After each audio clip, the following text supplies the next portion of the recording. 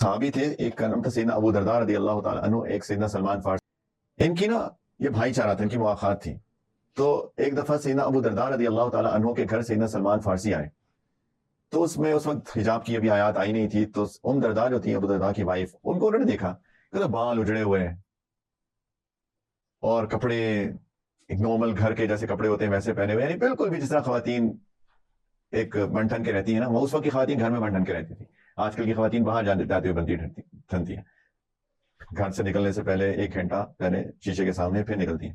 اس وقت کی خواتین گھر میں بنتی تھی، کیونکہ ان کو تھا کہ جی گھر میں رہیں گے، ہسبینڈ کو دکھانا ہے، دوسروں کو تو نہیں دکھانا. یہ اور بات ہے کہ آج کل کے ہسبینڈ بھی اپریشیٹ نہیں کرتے تو وہ بھی نہیں بنتی، تو سب کچھ ہی گڑبڑ ہو گیا سارا.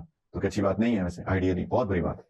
اینی وے ان کو دیکھا وہ تو بالکل ایسی عام سی، نا بال بھی نہیں بنے ہوئے، کپڑے بھی عام سے پہنے ہوئے. کیا ہوا، آپ ایسے کیوں ہیں؟ تو انہوں نے کہا کہ تمہارا بھائی جو ہے نا ابو درداء، اس کو میری کوئی فکر نہیں ہے، وہ دیکھتا ہی نہیں آنکھ اٹھا کے میں کس کے لیے بنوں اٹھاؤں. تو نے کہا اچھا، تو کہ کدھر ابو درداء؟ وہ آ رہے ہیں، آپ بیٹھے ابھی آ رہے ہیں. تو وہ ابو درداء کہیں سے آئے تو انہوں نے دیکھا وہ میرا بھائی آیا، بڑے خوش ہوئے کہ کھانا لاؤ کھانا لاؤ. کھانا لگایا تو کھانے پہ بیٹھے. نے کہا ابو درداء آؤ کھاتے ہیں ساتھ. انہوں نے کہا نہیں میرا روزہ ہے. کہ روزہ ہے؟ نفلی روزہ رکھا ہوا تھا. تو نے کہا ان کو سمجھ میں آ گئی، ساری سچویشن سمجھ میں آ گئی. انہوں نے کہا روزہ توڑو، آ کے میرے ساتھ کھانا کھاؤ. اور بیچارے کیا کرتے ہیں، انہوں نے روزہ توڑا، نفلی کھانا کھایا. اچھا سارا دن گزرا، تو رات کو سونے کے لیے وہیں اپنی ہی کمرے میں بستر ان کا لگایا. تو نے کہا آپ آرام کریں، بستر ہے. اور خود جا کے مصلی بچھا کے نا نماز پڑھنے کے لیے جیسے ہی کھڑے ہوئے، انہوں نے کہا ابو درداء آگے سو جاؤ. تو وہ بھائی تھا، ایک مہمان بھی تھے، ایک انہیں آگے لیٹ گئے ان کو. لیکن تھوڑی دیر بعد انہوں نے دیکھتے رہے شاید کہ ابو سلمان سو گیا کہ نہیں.